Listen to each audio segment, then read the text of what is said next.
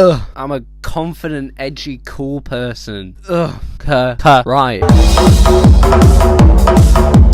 You see lots of people doing videos about what coasters are good and what coasters are bad, and doing top 10 lists and stuff, and those people who do top 10 lists are really unoriginal, and it's just bad content. They should stop. So to be original, I thought I would make a list on coasters that are really average, and as a result of that, boring, because you've probably seen lots of videos about the best coasters and the worst coasters. So what am I saying? So in an attempt to try revive my dying channel, I'm going to make a video on average coasters, because apparently if you're original on YouTube, then people are going to watch you.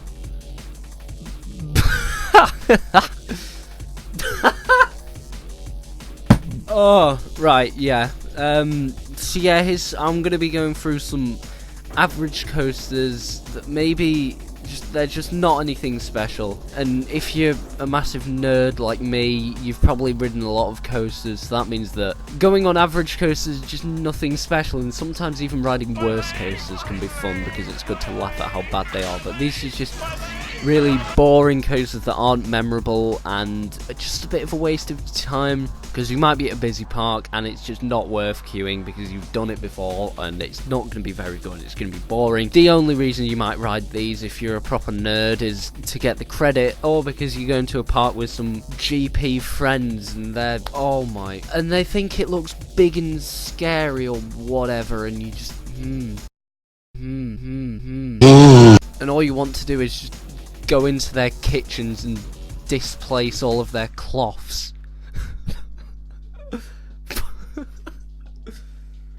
Oh! If you're right, savage. What am I saying? Anyway, on with the actual content of the video. First thing I've got on my script. I mean, it's not really much of a script, it's more like... Anyway, I'm gonna get on with it. The first thing I've got is just many of the Vekoma coasters, because obviously we know SLCs are bad. Wow, well done.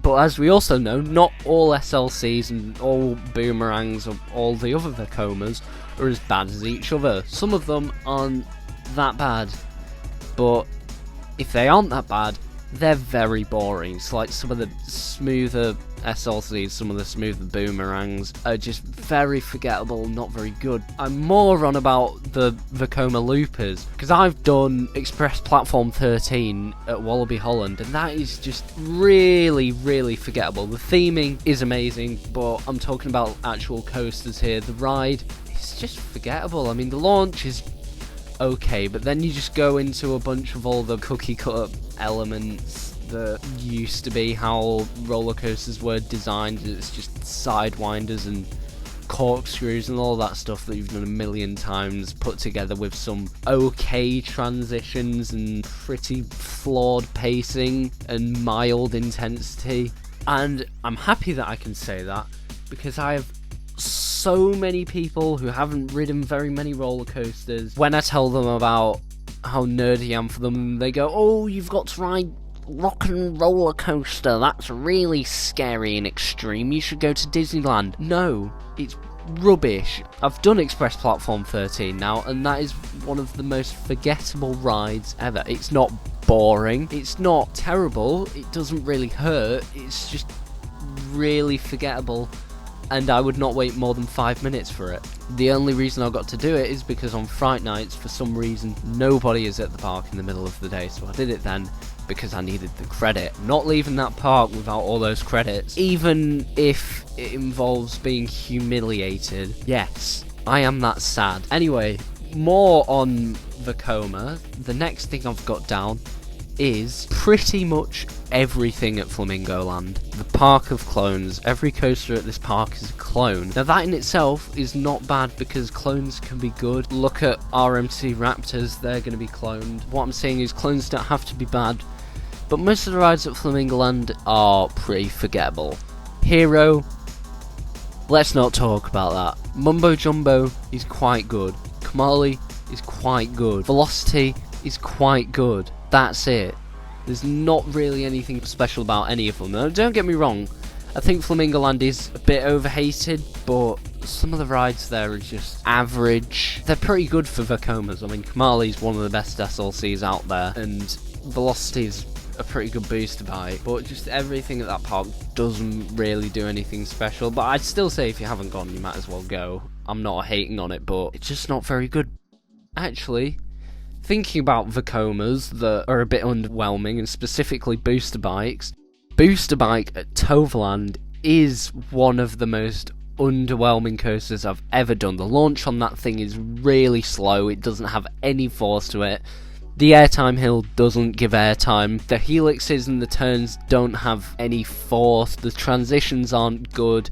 It's a short ride. It's got bad capacity. Everything about it is just average. Not even average, just under average. And it's just rides like this where you go on it, you don't enjoy them at all. The only reason is to go on them is the credit. But sometimes you just think, when people are designing these rides, do they even care? Because you'd think if you were designing a ride, you'd at least want to create a good ride, and you want to be proud of it at the end. Like all the ride designers like John Wardley and Alan Shilkey always like going back to the rides and seeing everybody really happy riding it. And then you've just got people that work for Vekoma and they make booster bike, they see people getting off and going, oh, that was fun, I guess, which is just the kind of reaction you get. And these rides just don't need to exist. Make them better. I understand that rides like Booster Bike are family coasters, but you can still make a family coaster better. Like the airtime hills could actually give airtime. Anyway, next thing, I'm going to be getting a little bit more controversial here and talking about some of my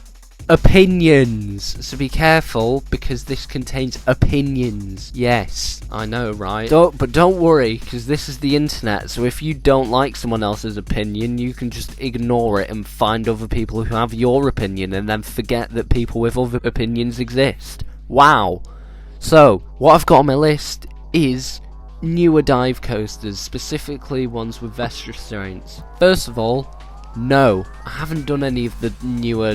Well, I haven't done a dive coaster that was built after 2015, but I know that I hate vest restraints, and I know that dive coasters are a bit underwhelming. Again, I'm using that word way too much, but it just describes what I'm trying to say. They're underwhelming. I did Oblivion the Black Hole in 2015, and when I did that, I hadn't ridden that many roller coasters, so it did seem very good, but I know that if I went back to ride it now, I would find it not the best ride in the world. And recently, when I went on Phoenix at Toverland, I realised that I really hate the B&M vest restraints, and they're the ones that don't get tighter during the ride. I absolutely hate them. They hurt so much, they're really restrictive. B&M need to sort themselves out. So not only these rides are underwhelming, they have vest restraints. So Oblivion, that's a good ride. I wouldn't place it on this list because I know that going down the drop is very fun, it's got good airtime, and it feels really good.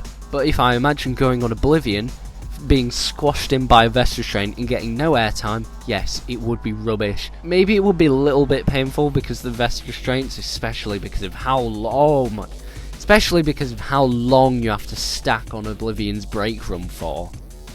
Okay, maybe it would be a bad coaster because you'd be stacking on that brake run with your thighs being crushed and having no freedom at all on that brake run. But what I'm saying is, that would be extremely underwhelming. Right, speaking of B&Ms, and I think I might make this into a full video in the future, I have got all the B&Ms that were built in the last 10 years, excluding Hypers and Gigas.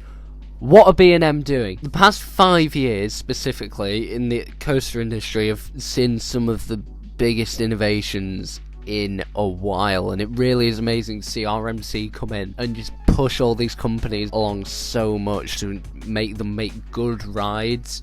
And that's what the focus is on at the moment. It's on good rides, and specifically ones with lots of airtime that's really aggressive and off-axis and pacing and all of that. What have B&M been doing for the last 25 years? They've been building rides that are kind of intense but not really, that have not very good pacing and really unoriginal layouts and repetitive elements. That's exactly what the industry's been moving away from, and that's exactly what B&M have kept doing. They're still building inverted coasters even though the model was introduced over 25 years ago, and the rides they're building now are generally worse than the rides they were building 25 years ago, or at least of the same standard, and that's not very good. For example, it's not even that recent of a coaster, but Nemesis Inferno was built a fair time after Nemesis, and it's not better. If you don't agree with me, you are wrong. And it's not just the inverts. I think they might even still be building flawless coasters, and I bet they're worse than the ones they used to build, with their uninspired layouts going down a curved drop into a vertical loop, into a 0G roll, into a Cobra roll. They literally couldn't be any lazier. They haven't made any improvements in the last 10 years, and they don't care. They're bad for the industry because they show that you can keep doing the same thing, charge a lot of money for it, and people will keep buying them. I don't like B&M, and that makes me really cool. Before I stop ranting and go on for 15 minutes like I did when I tried to record a video on how bad B&M are, I'm going to move on to the next coaster so this video doesn't turn into a mess of me in a poorly constructed rant with no structure at all. So, the next ride is Rita. Digital Dan made a video on Rita. Oh my god, Digital Dan. You're copying Digital Dan. Oh my god, Digital Dan's already made a video on that. Shut up. I'm allowed to voice my opinions as well. Now, I might not hate Rita as much as a certain YouTuber whose channel starts in digital and ends in Dan. God, I forgot about that. I think Rita is okay. Actually, that's what he said. It's average, okay? The launch is an okay launch. The first corner is a bit intense. The airtime is not really strong. The rest of the ride is sort of intense. I think this ride could be very good if it had intimate T-bars, because those things are amazing, and the airtime on that ride would be... I mean, any airtime with intimate T-bars is amazing. And it's because... Johnny Wardley wasn't involved in the project. It's the only concept house which isn't a secret weapon.